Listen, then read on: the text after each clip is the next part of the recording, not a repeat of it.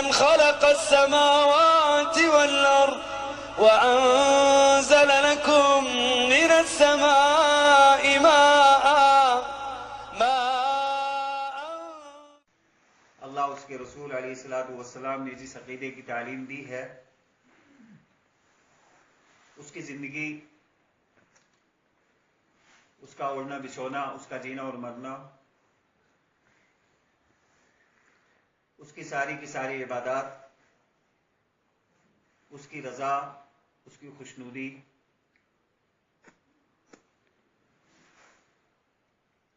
ہر مسئلے ہر معاملے میں مسلمان کا رجوع، مسلمان کا پلٹنا، اپنے سارے مسائل، ساری تکلیف، سارے دکھ، ساری پریشانیوں میں اپنے مالک حقیقی کو پکارنا، اور وہ عقیدہ، جس عقیدے کی تعبیر، جس عقیدے کی تشریح، جس عقیدے کی تفسیر اللہ کے آخری رسول محمد رسول اللہ صلی اللہ علیہ وسلم نے بیان فرمائی، اور اس عقیدے کو اپنا کر صحابہ اکرام نے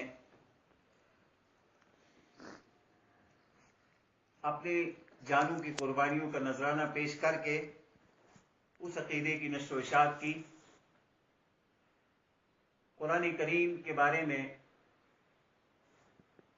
جتنے مفسرین اکرام ہیں انہوں نے قرآن کریم کی تفسیر، اس کی تشریح، اس کے تراجم، اس کے کلمات، مفردات، تعبیرات کی تشریح و تعبیر کرتے ہوئے اس چیز پر بڑی گہرائی سے اپنی اپنی تفسیر کے اندر یہ چیز بیان کی ہے کہ قرآن کریم کا مفہوم اور مقصود، اس کے مطالب، اس کے اغراض اور مقاصد ایک مومن کی زندگی کی تعمیر، اس کی زندگی کی تشکیل ہے۔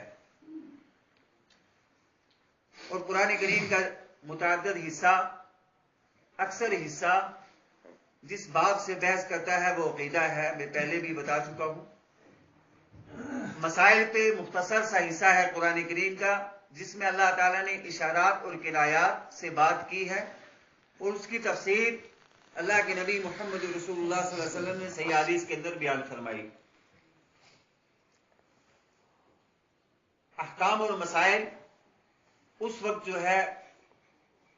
ان کی وضاحت کی گئی، ان کی تفصیلات بیان کی جب عقیدہ پختہ ہوا، عقیدے کی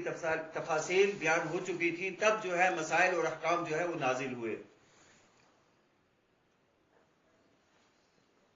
اور یہ عقیدہ کہ اللہ کے نبی محمد رسول اللہ صلی اللہ علیہ وسلم نے قرآن کریم کو پڑھ کر مکی دور کے اندر ہجرت سے قبل دنیا کو سنایا، اور اس کے اندر شرک کی مذمت بیان کی گئی، شرک کی جتنی شکلیں ہیں ان کی وضاحت کی گئی، ایمانیات کے جتنے باب ہیں ان کی تفسیر کی گئی، ان کو ذہنوں کے اندر اتارا گیا، اور شرک کی جتنی قسمیں ہیں ان سے امت کو آگاہ کیا گیا کہ یہ وہ قسمیں ہیں جن سے تمہیں بچ کے رہنا ہے۔ اور اس شرک کی مذمت اس طریقے سے بیان کی گئی کہ پہلی جتنی قومیں بھی ہلاک ہوئی ہیں، تباہ ہوئی ہیں، وہ اسی بڑے گناہ کی وجہ سے اللہ تعالیٰ نے ان کو تباہ کیا۔ قوم عاد، قوم سمود اور جتنی قومیں دنیا کے اندر آئیں، ان کی خطائیں، ان کی غلطیاں صرف اور صرف یہ تھی کہ وہ اللہ کے ساتھ دوسروں کو جب بھی انہوں نے شریک ٹھہرایا تو اللہ تعالیٰ نے ان کو تباہ و برباد کیا، اس کائنات سے، اس ہستی سے، صفحہ ہستی سے ان کا نام و نشان مٹا دیا۔ قرآن کریم متعدد مقامات پر مختلف اسالیب میں عقیدہ سمجھاتا ہے اور ایمانیات کو مضبوط کرتا ہے، شرک کی مذمت بیان کرتا ہے۔ یہ آیات جو سورہ قاف کے بعد میں نے تلاوت کی ہیں، چند آیات سورہ نمل کی پارہ نمبر 20، آیت نمبر 60، 61، 62، 63، ان آیات کے اندر اللہ تعالیٰ نے مختلف اسالیب کے اندر، مختلف اسلوبوں کے اندر اپنی وحدانیت، اپنی الوہیت سمجھائی ہے اور شرک کی مذمت بیان کی ہے۔ پہلی آیت اللہ تعالیٰ نے ارشاد فرمایا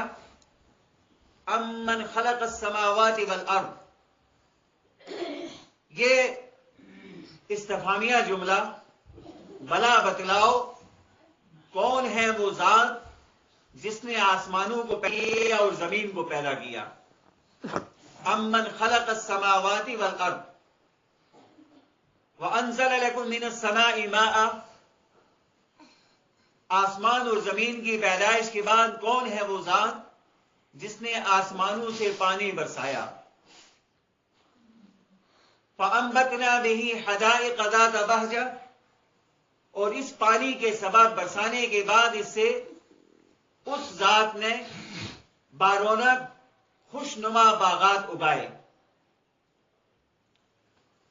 مَا كَانَ لَكُمْ أَن تُنبِتُوا شَجَرَهَا، کیا تم یہ باغات، یہ درخت تم اگا سکتے ہو؟ تمہارے اندر یہ صلاحیت ہے؟ کیا تمہارے اندر اتنی طاقت ہے کہ تم کوئی ایک بھی پودا اگا سکو؟ اَإِلَٰهٌ مَّعَ اللَّهِ، کیا اس اللہ کے علاوہ کوئی اور معبود ہے جس کے یہ سارے کے سارے اوصاف ہو سکتے ہیں، یہ سارے کے سارے اعمال اور یہ کام ہو سکتے ہیں؟ بل ہم قوم یعدلون، بلکہ تم ایسی قوم ہو، ایسی جماعت ہو، ایسا ٹولہ ہو جو سیدھی راہ سے بھٹکنے والے ہو۔ یہ پہلی آیت 20ویں پارے کی اور سورہ نمل کی آیت نمبر 60۔ اس آیت کے اندر اللہ تعالیٰ نے چند چیزیں جو ہے کفار مکہ، مشرکین مکہ کے سامنے اس وقت جب قرآن کریم کا نزول ہو رہا تھا پیش کی، اور قیامت تک آنے والی شرک پر چلنے والی جتنی دنیا ہے ان سب کے لیے یہ اتمام حجت کے طور پر یہ آیات نازل فرمائی کہ تمہارے لیے یہ جواب ہے کہ تم بتلاؤ کہ کون سی وہ ذات ہے جس نے آسمانوں کو پیدا کیا، زمین کو پیدا کیا، اور پیدا کرنے کے بعد اس کائنات کو ایسے ہی نہیں چھوڑ دیا بلکہ آسمان سے رب العالمین نے بارش کا نزول فرمایا، اور وہ بارش اس کا سبب بیان کیا کہ یہ پانی اور یہ بارش یہ اتنی بڑی رحمت ہے کہ اس کے ذریعے فَأَنبَتْنَا بِهِ حَدَائِقَ ذَاتَ بَهْجَةٍ، کہ اللہ تعالیٰ نے بارونق باغات اگائے۔ عربی زبان میں حدیقہ کہا جاتا ہے باغ کو، اور حدیقہ کے لفظ کے اندر خود ہی اس جملے کے اندر، اس کلمے کے اندر رونق، خوبصورتی، دلچسپی پائی جاتی ہے، لیکن اس کی صفت اللہ تعالیٰ نے پھر بیان کی بہجہ، دل کو جو ہے موہ لینے والا، دل کو جو ہے دل کے اندر شادمانی یا سرور اور انبساط پیدا کرنے والا باغ۔ حدیقہ یہ واحد ہے اور اس کی جمع جو ہے حدائق بیان کی گئی کہ وہ ذات جس نے فَأَنبَتْنَا بِهِ حَدَائِقَ ذَاتَ بَهْجَةٍ کہ بارونق باغات اگائے اور متعدد اشکال کے باغات اگائے۔ بظاہر وہ درخت جو ہے آپ کو سامنے نظر آتے ہیں، باغی کے طور پہ سیب کا باغ ہے، باغی کے طور پہ انار کا باغ ہے، باغی کے طور پہ جو ہے نارنگی کا باغ ہے، باغی کے طور پہ کھجوروں کا باغ ہے۔ جتنے جو ہے اللہ تعالیٰ نے یہ درخت پیدا فرمائی، یہ سارے کے سارے باغات کے اندر شامل ہیں، اور ان میں سب سے زیادہ بارونق خوشبو کے طور پہ گلاب کے جو ہے پیڑ یا درخت کے یہ پودے جو اللہ تعالیٰ نے اگائے ہیں، اس کے پھول کے اندر جو اللہ تعالیٰ نے خوشبو رکھی ہے، بظاہر اس کے اندر جو شکل و صورت گلاب کی ہوتی ہے، وہ ہر دیکھنے والی آنکھ اور ہر محسوس کرنے والے دل کے اندر اتنی انبساط، اتنا سرور پیدا کرنے والا بہترین پودا ہے، لیکن کاریگری رب العالمین کی فَأَنبَتْنَا بِهِ حَدَائِقَ کہ آسمانوں کو پیدا فرمایا، زمین کو پیدا فرمایا، آسمان سے بارش کا نزول کیا، اور اس کے بعد باغات پیدا کیے، اور باغات بظاہر تو درخت ہیں لیکن اس کی سینکڑوں ہزاروں قسمیں ہیں۔ سیب کا مزہ الگ، اور سیب ہی کے اندر جو ہے کئی قسم کے سیب۔ آپ اگر وادی کا سفر کریں گے اور وہ لوگ جو اس کے اندر مہارت رکھتے ہیں، خاص کر سیب کے اندر کئی قسم کے نام ہیں۔ ایک سیب آپ کھائیں گے اس کا مزہ الگ، دوسرا سیب آپ کھائیں گے اس کا مزہ الگ، تیسرا کھائیں گے اس کا مزہ الگ۔ بعید اسی طرح ہمارے علاقے میں خوبانی ہے، ایک استعمال کریں گے اس کا مزہ الگ، آپ چل کر دوسرے درخت کے استعمال کریں گے اس کا مزہ جو ہے مختلف پائیں گے۔ وَأَنبَتْنَا بِهِ حَدَائِقَ، وہ ذات جس نے باغات اگائے اور ان کے مزے الگ الگ رکھے۔ یہ نہیں آپ نے سنا ہوگا کہ سیب کے درخت کے اوپر جو ہے دوسرا اخروٹ یا کوئی اور چیز جو ہے یا آم پیدا ہو جائے، نہیں۔ اگر سیب کا درخت ہے تو اس کے اندر اللہ تعالیٰ سیب ہی لگاتا ہے، اگر اخروٹ کا درخت ہے تو اس کے اندر اللہ تعالیٰ وہی پھل دیتا ہے، اگر جو ہے موسمی یا دوسرے درخت ہیں تو ان کے اندر اللہ تعالیٰ وہی جو ہے پھل پیدا فرماتا ہے، وہی پھل آتے ہیں ان درختوں کے اوپر سے اپنی اپنی قسم کے۔ کھجور ہے، اس کی شکلیں مختلف ہیں، بظاہر جو ہے وہ ایک باغ ہے، ایک ہی طرح کے درخت ہیں، لیکن اس کے اوپر آنے والا میوہ، اس کے اندر رطب ہے، اس کے اندر سفاری ہے، اس کے اندر اور جو ہے دسیوں قسم کی جو ہے کھجوریں ہیں۔ پھر وہ کھجوریں اپنے مزے کے اعتبار سے بھی الگ، اور پھل جب اترتا ہے تو شکل کے اعتبار سے بھی الگ الگ۔ فَأَنبَتْنَا بِهِ حَدَائِقَ ذَاتَ بَهْجَةٍ، کون ہے وہ ذات جس نے باغات اگائے اور مختلف اشکال کے، مختلف شکلوں کے باغات اور مختلف مزے کے جو ہے اس کے اندر پھل جو ہے کس نے پیدا کیے ہیں۔ ایسے باغات جو دل کو مو لینے والے، ایسے باغات جن کے اندر رونق، ایسے باغات جن کے پھلوں کے اندر غذائیت۔ یہ قرآن کریم کا اسلوب ہے اللہ کی ذات کا انکار کرنے والوں کو سمجھانے کے لیے۔ تو اپنی پیشانی کو خاک آلود پتھروں پر کرنے والوں، شرک اکبر کے اندر مبتلا ہونے والوں، اپنی ضروریات زندگی دوسروں سے مانگنے والوں، اپنے جو ہے دکھ و درد کو جو ہے اپنے جیسے انسانوں کے سامنے پیش کرنے والوں، معمولی سی تکلیف پر جو ہے زیارتوں کا چکر لگانے والوں، معمولی سی تکلیف کے اوپر جو ہے دور دراز کا سفر کر کے اپنی کمائی کو تباہ و برباد کرنے والوں، اپنے ایمان کا سودا کرنے والوں، اپنا سب کچھ جو ہے شرک پر جو ہے ختم کرنے والوں، تم سمجھو کہ یہ سارے کا سارا نظام کس ذات نے پیدا کیا ہے؟ یہ ایک آسمان نہیں، بازار ہمارے اوپر ایک آسمان ہے، لیکن اگر آپ گہرائی کے اندر جائیں گے تو تہ بتہ 7 آسمان اور تہ بتہ یہ زمین، اس کو اللہ تعالیٰ نے پیدا فرمایا۔ پھر جو ہے سوالیہ نشان، الہ مع اللہ، کیا آسمان کی تخلیق کے اندر، آسمانوں کی تخلیق، آسمانوں کی پیدائش کے اندر، زمین کی پیدائش کے اندر، باغات کے اگانے کے اندر، آسمان سے مینا بارش کو نازل کرنے کے اندر، باغات کے اندر مختلف قسم کے باغات پیدا اور اس کے اندر پھل اور فروٹ پیدا کرنے کے اندر، ان تمام کاموں کے اندر کیا کوئی تمہارا بھی حصہ ہے؟ کیا جن جو ہے بتوں کو تم شریک کرتے ہو، کیا جن جو ہے شخصیتوں کو تم شریک کرتے ہو، کیا جن جو ہے آستانوں کا تم سہارا لیتے ہو، کیا جن پتھروں سے تم ڈرتے ہو، کیا جن مقامات سے تم ڈرتے ہو اور ان کی طرف پیٹ بھی نہیں کرتے، کیا ان کا بھی کوئی حصہ ہے؟ الہ مع اللہ، کیا اللہ کے ساتھ کوئی اور بھی شریک ہے؟ پھر قرآن جو ہے ان کے عقیدے پر چوٹ لگاتا ہے اور کہتا ہے اس قوم کو بل ہم قوم یعدلون، تم ایسی قوم ہو کہ جو راہ راست سے بھٹک گئے ہو، تمہیں وحدانیت کا سبق یاد ہی نہیں آیا، تمہیں اللہ کی الوہیت سمجھ ہی میں نہیں آئی، تمہیں اس کی کاریگری کے اندر غور و فکر کرنے کی صلاحیت مفقود ہوگی تمہارے عقلوں کے اندر سے، تم راہ سے بھٹکنے والے ہو۔ قرآن کریم پارہ نمبر 20 سورہ نمل آیت نمبر 60، اللہ تعالیٰ پھر آخر میں فرماتے ہیں بل ہم قوم یعدلون، زمین کی تخلیق میں میرا کوئی شریک نہیں، آسمانوں کی پیدائش میں میرا کوئی شریک نہیں، پانی کے بنانے کے اندر میرا کوئی شریک نہیں،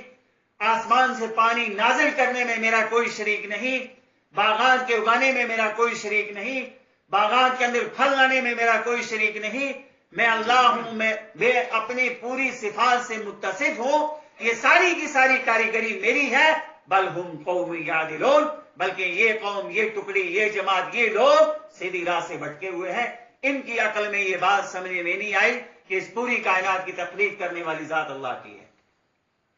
اب قرآن کریم اسلوب جو ہے بدلتا ہے اس سے ہٹ کر، اور اللہ رب العالمین کا کلام یہ مفہوم سمجھانے کے بعد دوسری آیت نمبر 61 کے اندر اللہ تعالیٰ اس انداز کے اندر سمجھاتا ہے امن جعل الارض قرارا وجعل خلالها انہارا وجعل لها رواسي وجعل بين البحرين حاجزا۔ قرآن کریم کے جملے، اس کے کلمات پر غور کریں اور سمجھیں، امن جعل الارض قرارا، کون ہے وہ جس نے زمین کو قرار بخشا، زمین کو ثبات بخشا. زمین کے اندر جو ہے ایک قسم کا، اس قسم کا ثبات کہ یہ نہ ڈولتی ہے نہ ہلتی ہے. معمولی سا اگر کہیں آتش فشاں پھٹتا ہے، معمولی سا اگر کہیں جو ہے زلزلہ پیدا ہوتا ہے، تو تمہاری جو ہے 10 منزلہ، 20 منزلہ، 40 منزلہ، 60 منزلہ عمارتیں جو اپنے فن تعمیر اور ٹیکنالوجی سے مکمل طور پر تم تعمیر کرتے ہو اور اپنی ساری صلاحیتیں اس کے اوپر صرف کرتے ہو، ایک معمولی سی حرکت سے وہ زمین بوس ہو جاتی ہے، اور ایک معمولی سے جھٹکے سے تمہارے ملک تباہ ہو جاتے ہیں، ایک معمولی سے جھٹکے سے تمہارے شہر ویرانی کے اندر بدل جاتے ہیں، معمولی سے جھٹکے سے تمہاری آبادیاں قبرستان کا منظر پیش کرتی ہیں، معمولی سے جھٹکے سے بارونق باغات قیامت کا منظر پیش کرتے ہیں. امن جعل الارض قرارا، کون ہے وہ ذات جس نے زمین کو ٹھہراؤ بخشا، ثبات بخشا، قرار بخشا کہ یہ زمین ڈولتی نہیں. تم زمین کے اوپر قدم رکھتے ہو، تمہارا قدم اس کے اندر دستا نہیں. اسی لیے اللہ کے نبی صلی اللہ علیہ وسلم نے فرمایا کہ زمین کے اوپر اکڑ کر مت چلو. اور قرآن کریم میں اللہ تعالیٰ نے دوسرے مقام پر ارشاد فرمایا لا تمشی فی الارض مرحا انک لن تخرق الارض ولن تبلغ الجبال طولا. اللہ تعالیٰ نے ارشاد فرمایا زمین پر اکڑ کر مت چلو. لا تمشی فی الارض مرحا، مرحا کا مطلب اکڑ کر چلنا. انک لن تخرق الارض، تم اس زمین کو اکڑ کر چلنے کی وجہ سے، زور سے پاؤں مارنے کی وجہ سے اس زمین کو پھاڑ نہیں سکتے. ولن تبلغ الجبال طولا، اور تم جو ہے اس کوہستانی سلسلے کو، ان اونچے پہاڑوں کو چھو نہیں سکتے. تمہارے اندر یہ صلاحیت نہیں ہے، تم انتہائی کمزور ہو. امن جعل الارض قرارا، کون ہے وہ ذات جس نے زمین کو ٹھہراؤ بخشا، قرار بخشا، تمہارے لیے فرش بنایا. وجعل خلالها انہارا، اور اس زمین کو قرار بخشنے کے بعد زمین کے درمیان نہریں چلائیں کہ تم جو ہے اپنے زمینوں کو اس سے سیراب کرو اور اللہ کا دیا ہوا اناج مہیا کرو. کون ہے وہ ذات جس نے زمین کو پہلے پیدا کیا، پھر قرار بخشا، ٹھہراؤ بخشا، اور پھر اس کے بعد اس کے درمیان نہریں جاری کی. پانی ان سے پوچھیں جن کے پاس پانی نہیں ہے. یہ پانی جو انسان کی زندگی گزارنے کے لیے سب سے اساسی اور بنیادی جو ہے شرط ہے، پانی نہیں کچھ نہیں، ذریعہ ہے انسان کی زندگی کا. اگر پانی اس کے پاس نہ ہو وہ زندہ نہیں رہ سکتا. ہوا، پانی، یہ ایسی اللہ کی نعمتیں ہیں، ختم ہو جائے گا وہ. اللہ تعالیٰ نے نہریں جاری فرما دی.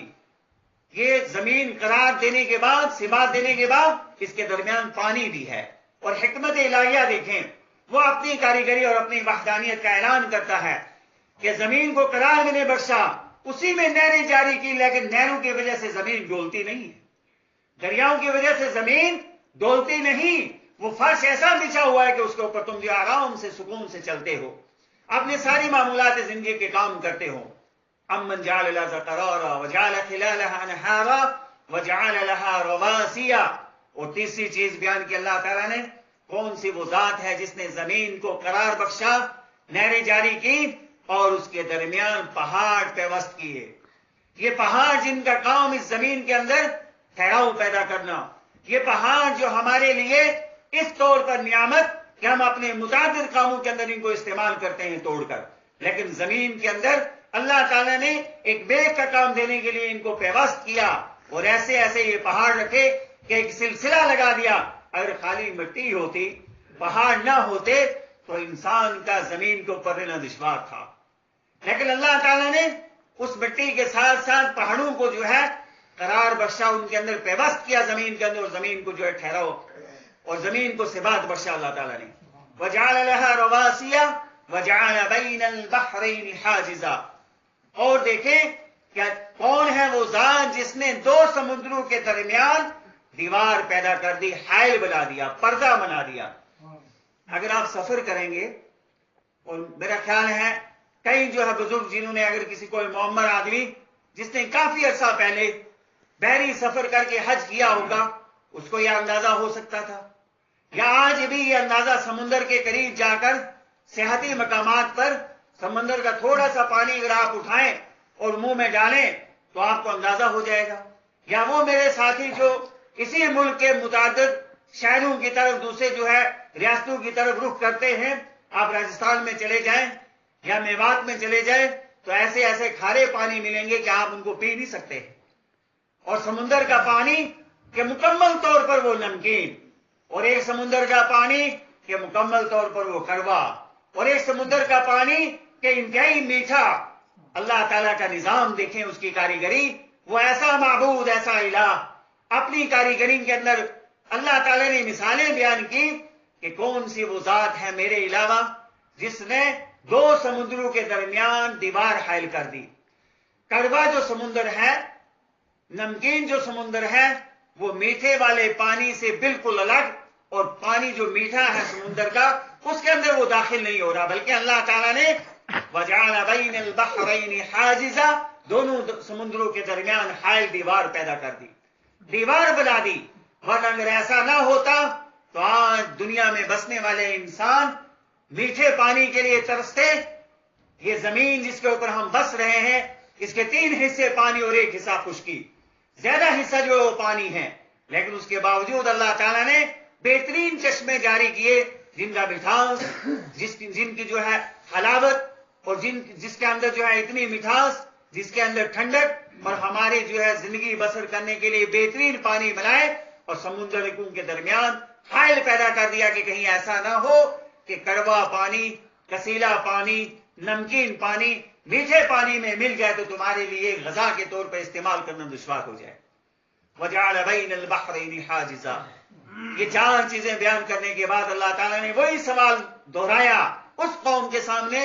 جو سیدھے راستے سے بھٹک گئی تھی، اور فرمایا اَإِلَٰهٌ مَّعَ اللَّهِ، کیا اللہ کے علاوہ اور بھی کوئی ہے؟ بل اکثرهم لا يعلمون، تم میں سے اکثر جو ہے اس کا علم نہیں رکھتے. پہلے فرمایا تم راستے سے بھٹکے ہوئے ہو، اب فرمایا کہ تمہارے پاس اس کا علم ہی نہیں، تم جانتے نہیں. یہ اس آیت کے اندر ایک انتہائی باریکی جو مفسرین نے بیان کیا ہے کہ آخری حصے میں بل اکثرهم لا يعلمون، تم میں سے اکثر جو ہے اس کو سمجھتے نہیں، جانتے نہیں. کیا مفہوم اس کا؟ کہ عقیدہ سمجھنے کے لیے علم کی ضرورت ہے، ایمان سمجھنے کے لیے علم کی ضرورت ہے، قرآن کو سمجھنے کے لیے، حدیث کو سمجھنے کے لیے علم کی ضرورت ہے، اور مسلمان کو اللہ اور اس کے رسول کے احکامات اور فرامین پر چلنے کے لیے دینی علم کی ضرورت ہے. جب تک علم نہیں آئے گا تب تک یہ ساری کی ساری چیزیں سمجھی نہیں جا سکتی. اس قوم کے پاس یہ علم ہی نہیں، اس لیے یہ قوم تم میں سے اکثر جو ہے وہ جانتے ہی نہیں، کیونکہ ان کے پاس علم نہیں. اس قوم کی، اس جماعت کی، اس امت کی ابتدا علم پر ہوتی ہے، اور سب سے پہلی وحی جو اللہ رب العالمین نے غار حرا کے اندر نازل فرمائی محمد رسول اللہ صلی اللہ علیہ وسلم پر، اس کا آغاز ہی علم سے ہوتا ہے. اور یہ اشارہ دیا گیا کہ اب یہ قیامت تک رہنے والے ساری قوموں کے نمائندہ، ساری قوموں کے رہنما، ساری قوموں کے امام بننے والی جو امت ہے وہ امت محمدیہ ہے. اور اس نبی کا یہ اعلان، یہ وحی اللہ تعالیٰ کی یہ تعلیم دیتی ہے کہ یہ امت اور یہ قوم اور یہ ملت، یہ امت محمدیہ، یہ علم کے سارے خزانوں سے انشاءاللہ مکمل طور پر لیس ہو کر تمام قوموں کی نمائندگی کرے گی. بل اکثرهم لا يعلمون. اب آیت نمبر جو ہے 62 کے اندر تیسرا اسلوب اللہ تعالیٰ بدلتے ہیں اور فرماتے ہیں اَمَّن يُجِيبُ الْمُضْطَرَّ إِذَا دَعَاهُ وَيَكْشِفُ السُّوءَ وَيَجْعَلُكُمْ خُلَفَاءَ الْأَرْضِ أَإِلَٰهٌ مَّعَ اللَّهِ قَلِيلًا مَّا تَذَكَّرُونَ. اس آیت کے اندر اللہ تعالیٰ ارشاد فرماتے ہیں اَمَّن يُجِيبُ الْمُضْطَرَّ إِذَا دَعَاهُ، کون ہے وہ ذات جو پریشان حال کی، جو دکھ میں مبتلا کی، جو بیمار کی پکار کو سننے والی ذات ہے. مضطر کس کو کہا جاتا ہے؟ مضطر کا معنی اور مفہوم ہے پریشان حال، دکھ میں مبتلا، بیماری میں مبتلا، حالات کا مارا ہوا، بے کس، بے بس، لاچار، جس کی جو انتہائی پریشانی میں مبتلا ہو گیا وہ مضطر ہے، وہ پریشان حال ہے. لیکن کون ہے وہ ذات جو ایسے کی سنتا ہے؟ ایک آدمی بیماری کے اندر مبتلا ہو جاتا ہے، بظاہر سارے کے سارے علاج وہ کرواتا ہے، لیکن بیماری سے شفا یابی نہیں ملتی. اَمَّن يُجِيبُ الْمُضْطَرَّ إِذَا دَعَاهُ، اب وہ رب العالمین کی ذات کو پکارتا ہے، مالک الملک، مجھے جو ہے زندگی دینے والی ذات بھی تیری ہے، بیماری بھی تو نے دی ہے، لیکن اس بیماری کا علاج تیرے پاس ہے، دنیا کے اطباء کے پاس، ڈاکٹروں کے پاس نہیں ہے. اَمَّن يُجِيبُ الْمُضْطَرَّ إِذَا دَعَاهُ وَيَكْشِفُ السُّوءَ، اللہ تعالیٰ اس کی ندا کو سنتے ہیں، اس کی تکلیف کو دور کر دیتے ہیں. تو پریشان حال کی، دکھ میں مبتلا کی، بے بس کی، بیچارے کی، بے کس کی، بھوکے کی، محتاج کی، فقیر کی، کلاش کی، مفلس کی سننے والی ذات کون سی ہے؟ اَمَّن يُجِيبُ الْمُضْطَرَّ إِذَا دَعَاهُ وَيَكْشِفُ السُّوءَ وَيَجْعَلُكُمْ خُلَفَاءَ الْأَرْضِ، اور کون ہے وہ ذات جو زمین کے اوپر تمہیں خلافت بخشتی ہے، جو زمین کے اوپر تمہیں خلیفہ بناتی ہے؟ اللہ کی کاریگری، اس کے ساتھ رب العالمین کی حکمت دیکھیں کہ اللہ تعالیٰ نے کس طریقے سے یہ خلافت عطا کی۔ آدم علیہ السلام کو پیدا فرمایا، اس کے بعد تخلیق کا ایک سلسلہ جاری کیا، لیکن ایک قوم آئی، وہ دنیا سے چل بسی، دوسری قوم آئی، وہ دنیا سے چلے گی، تیسری قوم آئی، ایک خاندان، اس کے اندر اللہ تعالیٰ نے ایک شخص کو پیدا کیا، اس کی آل و اولاد ہوئی، وہ دنیا سے چل بسا، اپنی 50 سال 60 سال یا 100 سال یا 150 سال پہلے دور کی عمریں لمبی ہوتی تھیں، لیکن ہمیشہ کسی کو نہیں رہنا، ہر آدمی کو اپنی زندگی مکمل کر کے یہاں جتنی عمر اللہ تعالیٰ نے لکھی ہے ایک نہ ایک دن جانا ہے۔ اس کے اندر کیا حکمت ہے؟ مفسرین بیان کرتے ہیں کہ اللہ تعالیٰ اگر ایک قوم کو زندگی بخش کر اگر دنیا سے اٹھاتے نا، تو قیامت تک آنے والی یہ انسانیت اور یہ بھیڑ بھاڑ اور یہ اتنی بڑی تعداد اس دنیا کے اندر کیسے سموتی؟ یہ رب العالمین کی حکمت، اپنا دور گزارا اور چل بسی، پھر دوسری قوم آئی، پھر تیسری قوم آئی، تو کون ہے وہ ذات؟ وَيَجْعَلُكُمْ خُلَفَاءَ الْأَرْضِ، جو زمین کے اوپر تمہیں خلافت عطا کرنے والی ذات ہے، تمہیں حکومت عطا کرنے والی ذات ہے، تمہیں جو ہے تندرستی اور صحت عطا کر کے لوگوں کے درمیان تمہیں ایک مضبوط قسم کا حاکم بنانے والی ذات ہے، ایک مضبوط قسم کا منصف بنانے والی ذات ہے۔ تم لوگوں کے درمیان اگر کوئی مقام یا رتبہ پاتے ہو تو کون سی وہ ذات ہے جس نے تمہیں یہ خلافت عطا کی ہے؟ وَيَجْعَلُكُمْ خُلَفَاءَ الْأَرْضِ أَإِلَٰهٌ مَّعَ اللَّهِ، کیا اللہ کے علاوہ کوئی اور بھی ہے جو بے کس کی بے بس کی سننے والا ہو، جو تکلیف کو دور کرنے والا ہو، جو تمہیں زمین کے اوپر خلافت عطا کرنے والا ہو؟ کیا اللہ کی ذات کے ساتھ کوئی اور بھی شریک ہے؟ ایسا نہیں۔ قلیلا ما تذکرون، تم بہت کم نصیحت حاصل کرتے ہو۔ یہ قرآن کریم کفار مکہ، مشرکین مکہ کے سامنے اسالیب بدل بدل کر ان کو عقیدے کی رہنمائی کرتا ہے کہ آؤ، یہ جو تم شرک کے اندر اپنی زندگیاں تباہ کر رہے ہو، جو اپنے سب کچھ جو ہے غیر اللہ کے اوپر نشاور کر رہے ہو، اپنی زندگی کا مقصد تم کھو چکے ہو، آؤ یہ سارے کے سارے جو ہے گورکھ دھندے چھوڑو، آؤ شرک سے اپنی زندگیوں کو پاک کرو اور اللہ کی وحدانیت کے اندر آؤ، اللہ کی توحید کے اندر آؤ، اپنے عقیدے کو صاف کرو، ایمان قبول کرو، اسی کے اندر تمہاری نجات ہے۔ انشاءاللہ اللہ تعالیٰ نے زندگی باقی رکھی، عقیدے کا ایک درس اور عقیدے کا ایک سلسلہ جو چل رہا ہے اس کی وضاحت آئندہ کی جائے گی۔ جمعے کا خطبہ مختصر ہوتا ہے۔ قرآن کریم کی یہ آیات سورہ نمل کی آیت نمبر 60، 61 اور 62 تک یہ آج کی بات مکمل ہوئی۔ آئندہ انشاءاللہ باقی جو مضمون باقی رہ گیا اس کی تشریح کی جائے گی۔ اللہ سے دعا کریں کہ رب العالمین ہمیں قرآن و سنت کو پڑھنے کی توفیق عطا فرما، اس کے اوپر عمل پیرا ہونے کی توفیق عطا فرما۔ اور یہ عقیدہ جو بنیاد ہے، جو اساس ہے، جو سب سے اہم ہے، جس کے اوپر اخروی زندگی کی کامیابی کا انحصار ہے، جس کے اوپر اعمال کی قبولیت کا انحصار ہے، عبادات کی قبولیت کا انحصار ہے، نبی آخر الزمان محمد رسول اللہ صلی اللہ علیہ وسلم کی شفاعت جس پر منحصر ہے، رب العالمین احکم الحاکمین کی بخشش جس کے اوپر منحصر ہے، وہ عقیدہ ہے۔ اگر عقیدے کے اندر خلل نہیں تو انسان مسلمان کامیاب ہے، اگر بندے کے عقیدے کے اندر خلل آ گئی تو ساری کی ساری عبادتیں رائگاں ہیں۔